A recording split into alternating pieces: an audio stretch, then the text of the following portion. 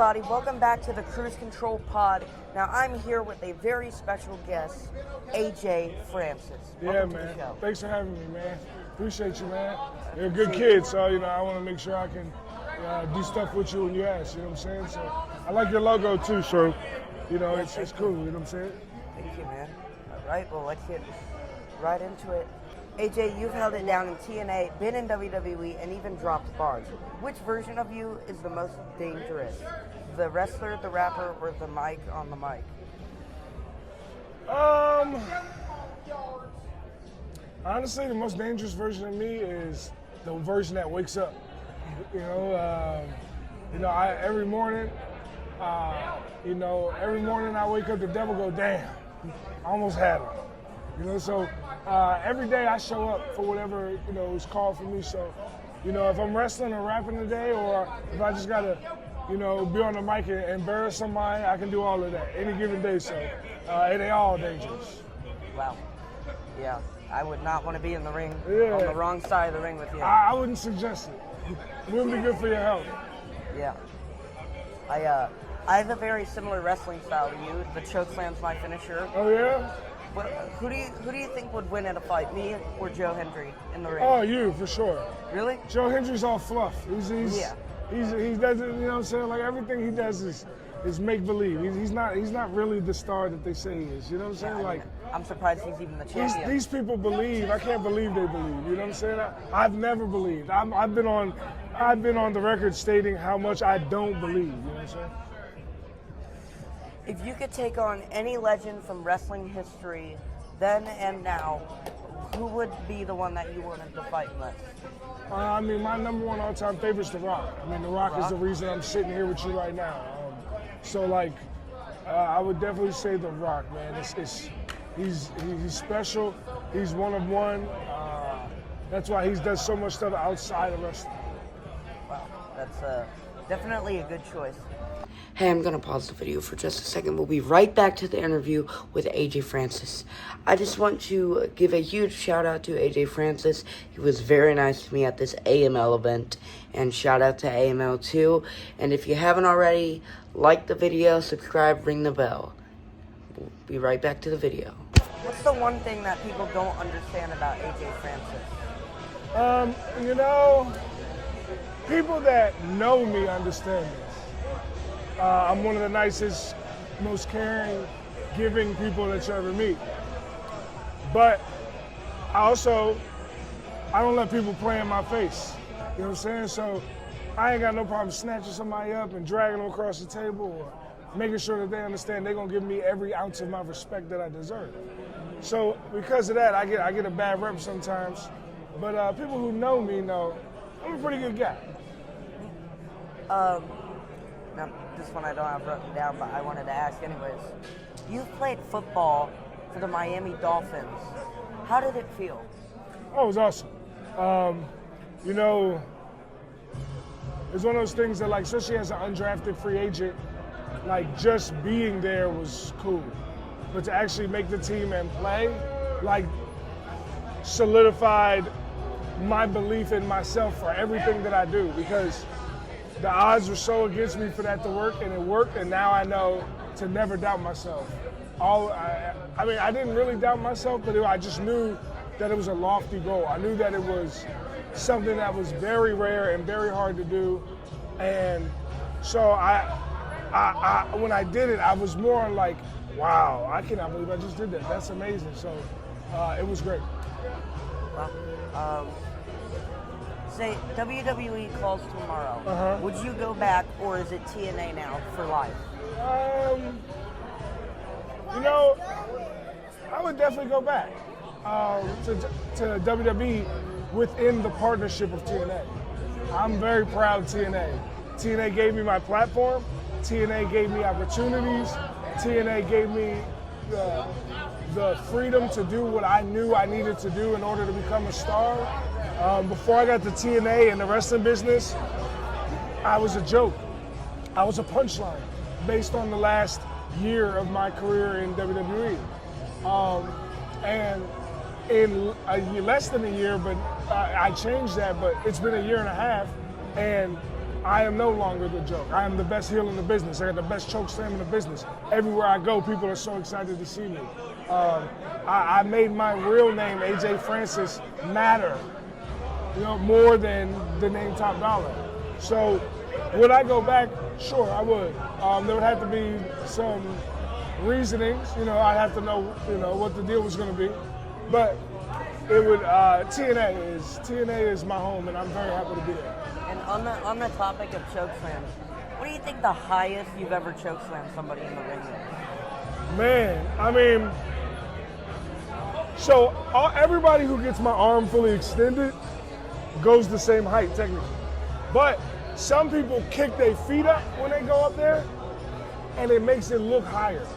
So I would say the two highest would probably be, including feet in the air as the caveat, Nick Nemeth, when I wrestled him for the world title, TNA world title, and Steve Macklin, actually. Steve Macklin got bounced. You look at Steve Macklin, you wouldn't think, oh, that's a brother with bounce. Nah, he got bounced. You know what I'm saying? White man can jump.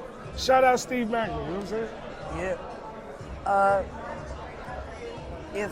If I had to cut a promo on you right now, would I survive, or should I just sit down and watch you wrestle?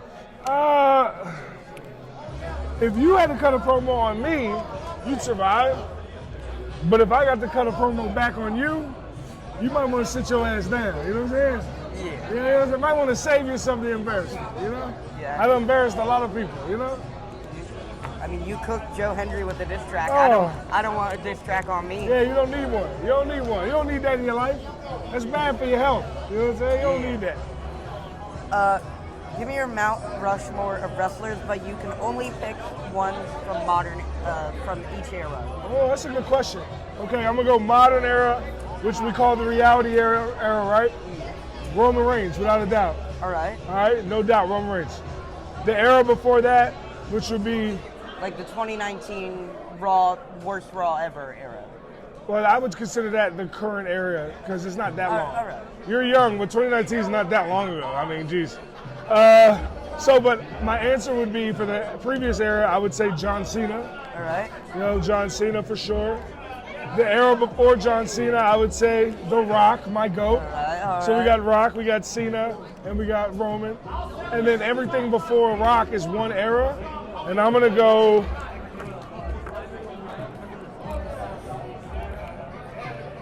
It's a hard decision. Bret the Hitman Hart. There we go, right The there. excellence of execution. There was a part of my time in my life where the only thing that I wanted was to be the kid that got the little pink sunglasses when Bret Hart came down to the ring.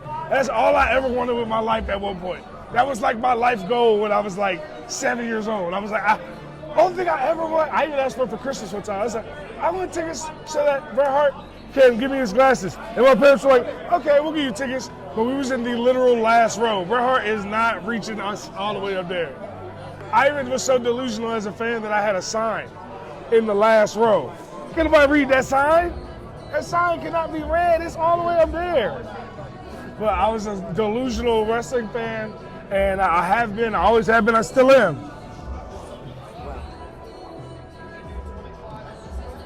What advice do you have for me to become a future wrestler or commentator in WWE or TNA? Okay.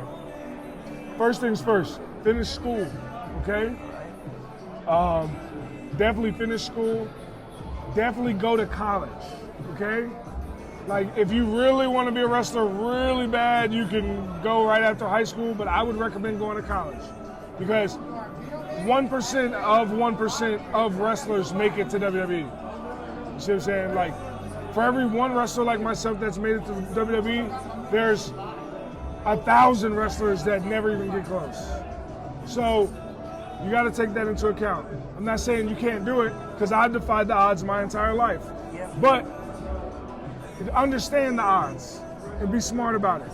So finish school, go to college, get a good degree. Get a degree in something that you can make some money in, right? Just in case wrestling don't work out.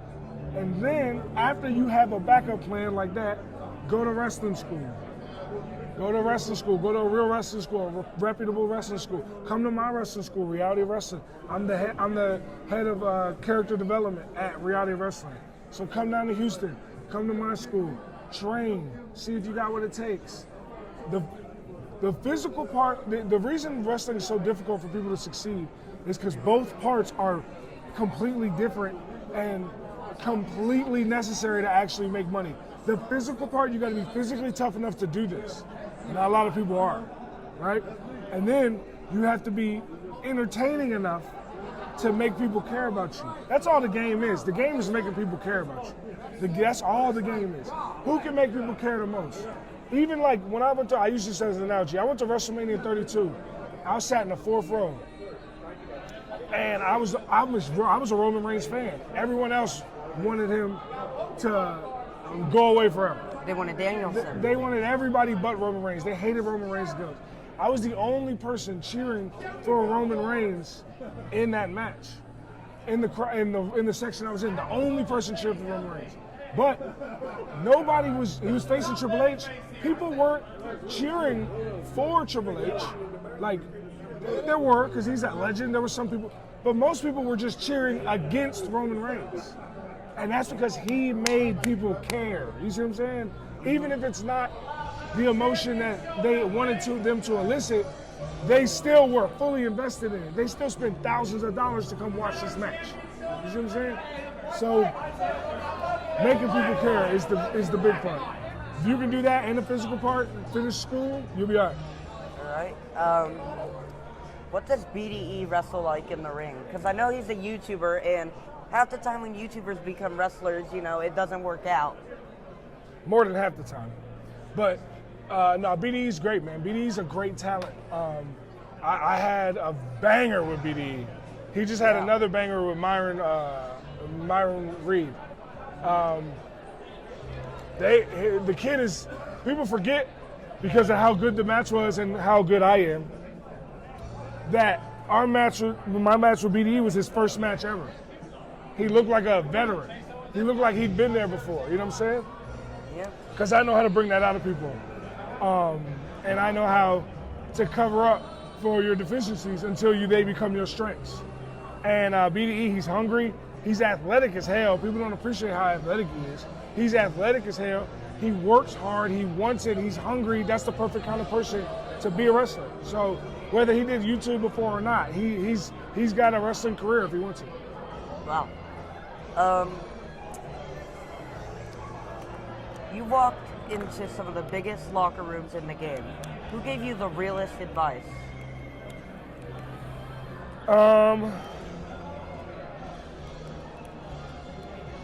It's a good question.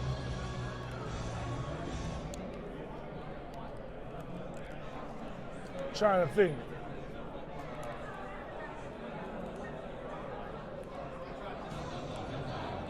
Booker T gave me really good advice that I had already adapted, but I think it's such good advice that it rings true. And that is, I'm not a wrestler. I'm an entertainer. And as soon as you realize that you're not a wrestler, you're an entertainer, that's when people start caring about what you do. That's when people start focusing on what you do. Because if you put a list together of the top 100 in-ring technicians all time, Rock ain't on that list. Booker T not on that list. Mark Henry not on that list. John Cena not on that list. But all them is all-time greats that made a lot of money. So you want to make money or you want to make people on the internet happy? It's up to you. I like money. I don't know. Time is money. You know what I'm saying? And my time is now, Sean John. And I think this is the last one. Back in my other interview, this is episode 2, back in my other interview, I asked the same question. Who's the greatest commentator of all time? Michael Cole. Really? Michael Cole. I would say Michael Cole. Michael Cole's definitely the GOAT, man. I mean, me and him obviously have a tumultuous history, But people don't recognize that Michael Cole was doing me a favor, because Michael Cole was talking about me on shows that I wasn't on. So I had representation on the show. It made people talk about me, even though I wasn't on the show, which may have given me a little bit of, that may have been a problem, that people were talking about me so much on shows I wasn't on. That ain't my fault though. I can't control that, you know what I'm saying? But, I am very grateful for Michael Cole. As long as he's been doing it, for sure, the GOAT. Well, thank you for being on the show. I appreciate you. And like the video and subscribe.